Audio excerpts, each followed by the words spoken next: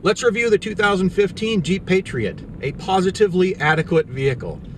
In the way that people speak in the United States right now, adequate seems to usually have a connotation of poverty along with it, where something is only just adequate. You're usually doing without a feature you'd prefer to have, but you'll live with it. And that's not what this vehicle is at all. This vehicle is adequate in the most positive of ways.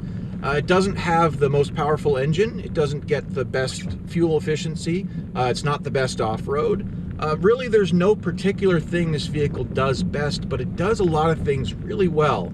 And we'll go ahead and dive into that a little bit more deeply now. In terms of appearance, I would say this is a pretty ugly little vehicle. Not memorably ugly, but certainly not something that has timeless, iconic good looks. It's clear they were going after the appearance of the XJ, which was extremely popular for Jeep for many years. And they kind of missed the mark there, and I think they may have possibly written a few checks that the vehicle can't quite cash. And so that may have left a few people a little disappointed because they expected this to be an off-road beast like the XJ is. And if you're comparing them in completely stock, unmodified, right off the showroom floor, I think this would beat a Jeep XJ. The difference being, of course, that an XJ is easily modifiable. You can, make the sky your limit as far as what you can do to that vehicle. And on these guys, you're a little bit more limited. The independent front and rear suspension does not suit itself to modification the way that the solid axles do on a Jeep XJ.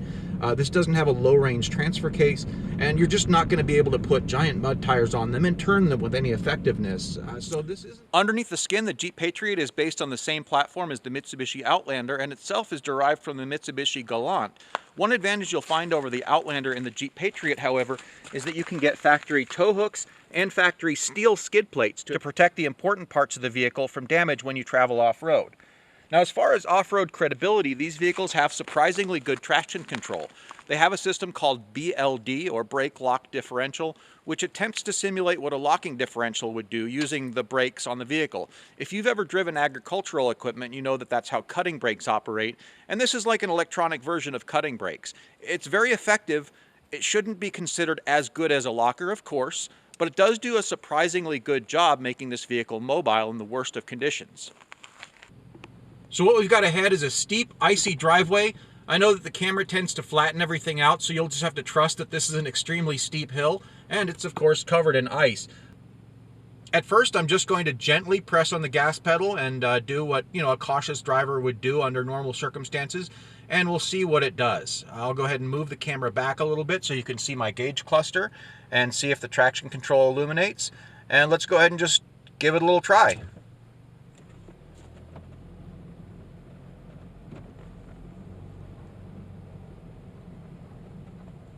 Well, that was easy. It just went right up it.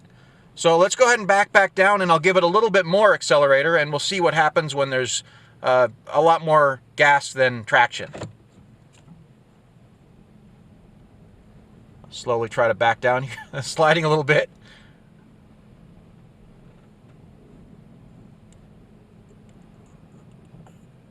All right, I've come to a stop. I don't want to back up too far. And I'll go ahead and put it back into drive.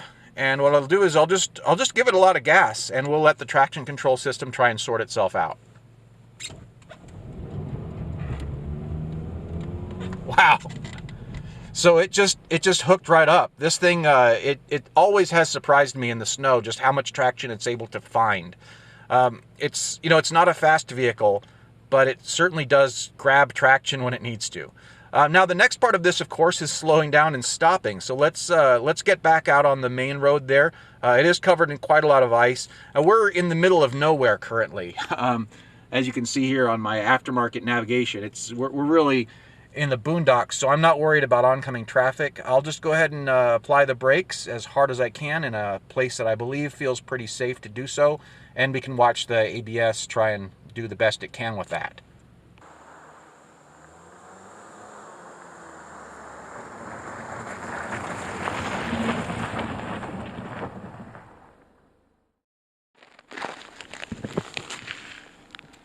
That's a big cat. Under the hood, you'll find a 2.4-liter engine that was developed in cooperation with Mitsubishi and Hyundai. It's rated for, I think, 172 horsepower and 165 pound-feet of torque, which isn't a lot, but it's adequate, and it does deliver pretty good gas mileage for something that also has four-wheel drive and also is technically big enough to sleep inside. So overall, I think they did a pretty good job with it. Around back, it's pretty easy to add a trailer hitch. This one was not originally equipped, but about $110 on Amazon. And an afternoon of my time, I was able to install this one. I haven't installed any wiring on this particular vehicle for running trailer lights because I'm not pulling a trailer with it. I use this to carry bicycles. So I've got a bike rack that slides in there, and I can carry bikes on the back of the vehicle out of the windstream so the bikes don't get covered in bug guts.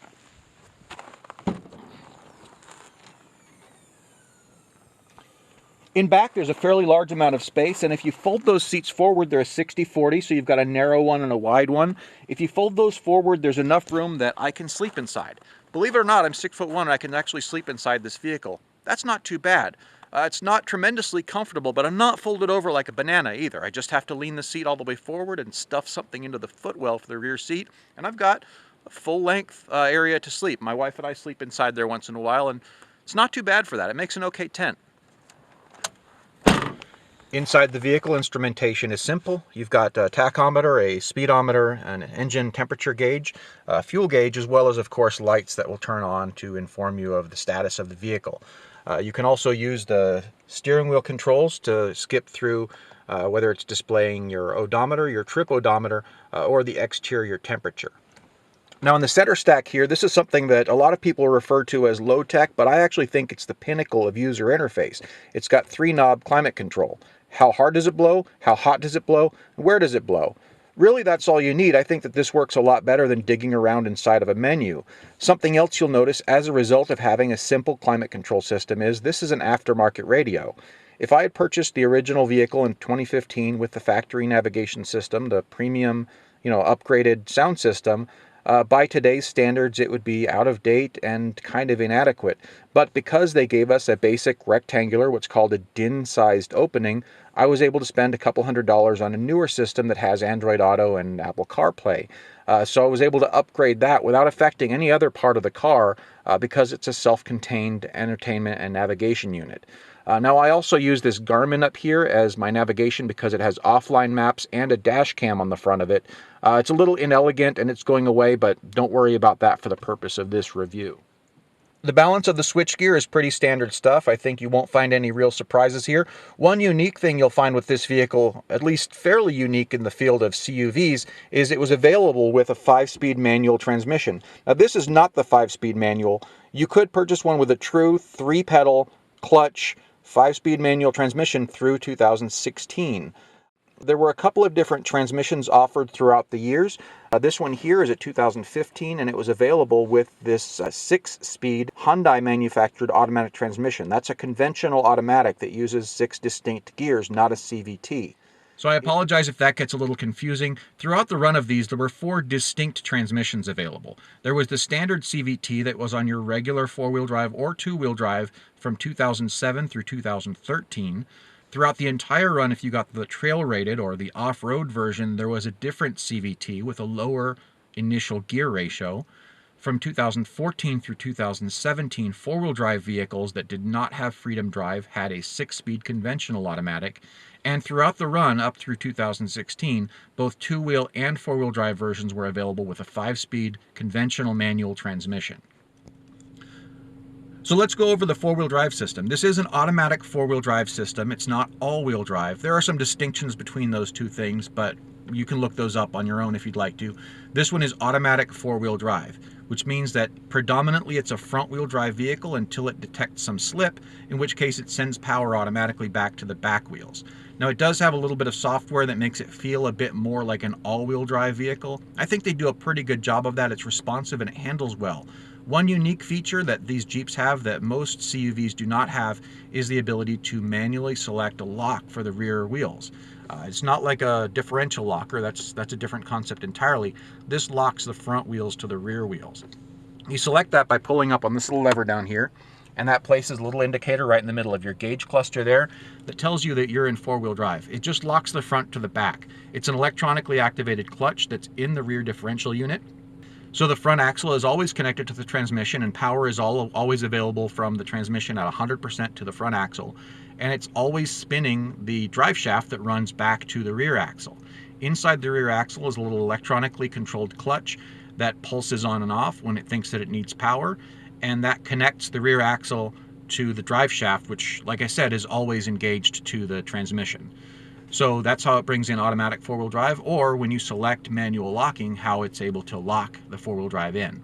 Now that electronic clutch is rated for something like 1,800 foot-pounds, so even though it could slip, the amount of torque that would be required to make it slip is much greater than the engine can produce, even through the gear ratio of the transmission, which means that it is truly a lock in every way that matters. And it does work quite well. Under normal circumstances, though, you can just ignore that, leave it turned off, and it'll manage itself. Every time you leave a stop sign, or every time you accelerate from a stop or from a slow speed, you mash on the gas pedal, it pulses the rear axle a little bit because it doesn't know whether or not you're on a slippery surface. So it assumes you might be and brings in the rear axle for a little bit of help. And then when it realizes you're not slipping, it lets go of it. I think they did a good seamless job of programming it. And in contrast to a lot of newer vehicles that'll have a lot of different drive modes where you can tell that I'm in sand or snow or mud or whatever, I think those are largely superfluous because they don't really make it drive any different than this thing does without any of those modes. It just kind of automatically figures, hey, if I'm slipping, let's get some more power. If I'm not slipping, okay, let it go. It's about 21 degrees outside right now, so I have to pay attention to driving a lot more than I'm paying attention to recording this video. But I wanted to touch on how this vehicle drives just on the highway. Obviously, that's where the majority of everyone's driving is going to be. People who are hardcore off-roaders are going to buy a Wrangler or a, FJ Cruiser or some other vehicle that's dedicated as an off-roader. And this, of course, is more of a jack-of-all-trades, ace-of-none that you would buy if you needed to do a lot of things very well. So that's probably where we should get into what this vehicle is best at and what it doesn't do well enough for you to consider it. As I've alluded to, it's a positively adequate vehicle. It's a vehicle that does a lot of things very well.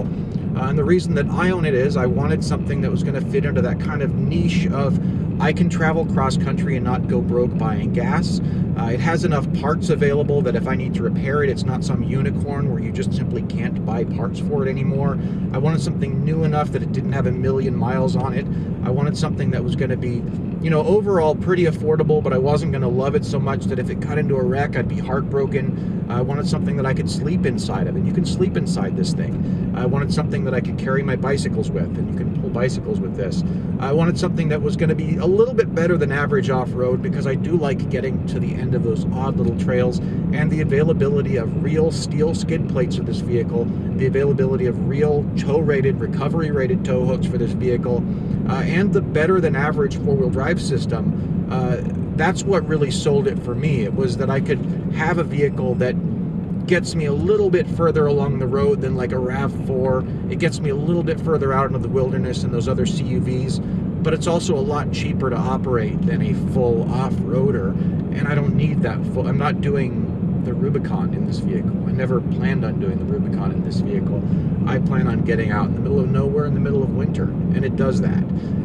So that's kind of my angle for why I own this vehicle. And I think that if you're kind of in that same, where you're not, you don't tie your ego to the vehicle, so you don't need it to say anything about you. And I don't need this vehicle to say anything at all about me. I don't want to be that cool guy with that cool ass Jeep. I'm not going to get a, hashtag Jeep Patriot, hashtag Overland, whatever. I really don't care about that. What I care about is, as I said, something that's affordable, that I can repair if I want to, something that'll get me across country in any kind of weather. And if I do see a little road that goes off into the middle of nowhere and I'm curious, I can go, this thing will probably do that. I don't have to go, oh, well, I'm not in the right vehicle for that. Unless there's boulders. It's not going to go over boulders. So that's what this vehicle does well. And if that's cool with you, cool, maybe go shopping for one. What this vehicle doesn't do well, If you're a driver who likes high horsepower cars, if you're accustomed to having a V8, you're going to be pretty sad in this vehicle. It has 172 horsepower and it'll go up any hill, on the highway. It really has no trouble passing. I think it's completely adequate. The CVT ones might not be the same story, but the one with the 6-speed automatic, like this one has, the 2014 and newer four-wheel drives that do not have Freedom Drive 2, they pass people just fine. They go up hills just fine. I really don't find this thing wanting for power.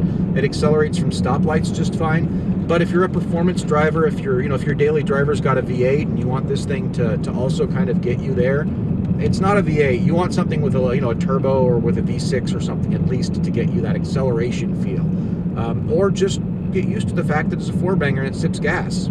That's not too bad either. My other vehicle's got a 400 horsepower V8 in it, and that's cool. But I acknowledge that this thing is just never going to be there. Now, as far as other reasons you might not want this, if you want a great-looking vehicle, looks are subjective, but I don't think it's a very good-looking vehicle.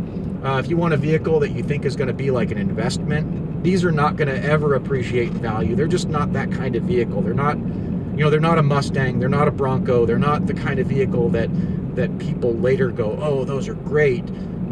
These are pretty forgettable, honestly, and I don't really see a problem with that. It's an appliance. On highway, one strength I think these have is they actually handle really well. And I know that handling is a very subjective quality for people. Everyone has a different idea of what handling means. What I mean by that is if I was going to go around, for example, a cloverleaf interchange where you're cornering at maximum, obviously it's not an actual sports car. We're not comparing it against that. But against vehicles like the Toyota Highlander and the Ford Escape, if you were asking which one will go fastest around a cloverleaf interchange where you're leaning and whatever going full speed, this one actually goes really fast around those comfortably, and it feels very planted. I appreciate that about this vehicle. Finally back out on the highway, I get to go ahead and accelerate. So what we'll do is I'll go ahead and slow down to 40, and I'll go ahead and speed up to 60 as the speed limit right now.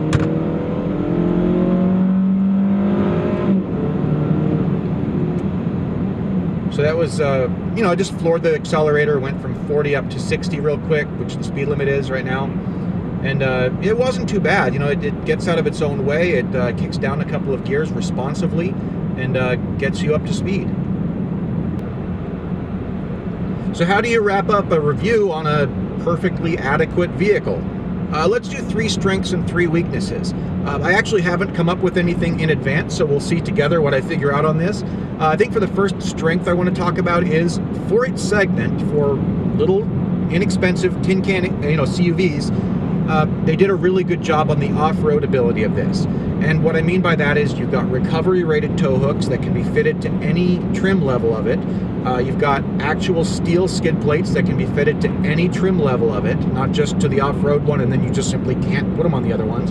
You can buy them and stick them on. The traction control system and the BLD system, the brake lock differential system, keep this thing moving really well. They've done a great job as far as making it highly mobile for a CUV.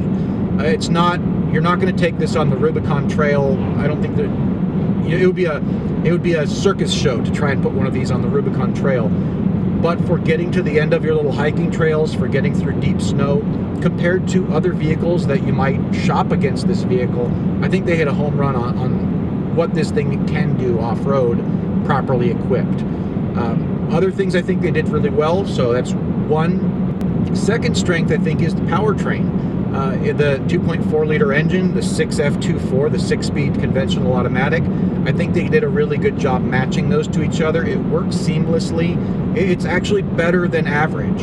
Again, this is an adequate vehicle, so we're tempering our expectations, but I think they did a fairly good job of making it work. The downshift on deceleration, downshift when you're heading downhill to hold speed with the cruise control, being able to manually shift it, that could be a little bit crisper. It's not quite dual clutch level of responsive, but I think they did a good job of that, and the engine is reliable and the transmission will give you a long lifetime if you take care of it and do your part in maintaining it. So I think they did a great job on that.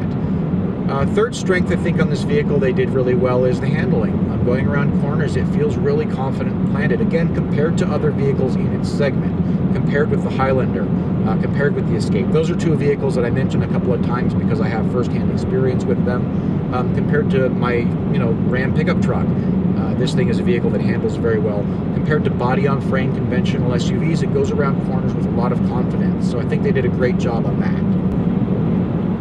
Weaknesses. Let's go ahead and talk about that. This vehicle has a lot more traction than it has torque. It doesn't have a low-range transfer case. It doesn't have a way of simulating a low-range transfer case. And if you look at, for example, the version of it that has Freedom Drive 2, the off-road one, they have a L range, or a low-range simulator, which gives you a 19-to-1 gear reduction ratio. That's the ratio between how many times the engine spins versus how many times the wheels are spinning. That gives you a 19-to-1 ratio, and that's the best you got. With the 6F24, with the 6-speed automatic, I believe you get like a 17.2-to-1 in its lowest range, so the first gear ratio. It's not very good, and there have been a few times when I've just run out of torque. There's just not enough there. I have traction, I have ground clearance, I just don't have enough torque, which means I have to kind of come at it with a bit of speed. So that's one weakness, I think, is that they just, if it would have had a little bit lower, low range, or a second gear ratio down or something like that, that would have brought it a lot more capability in the really rough stuff.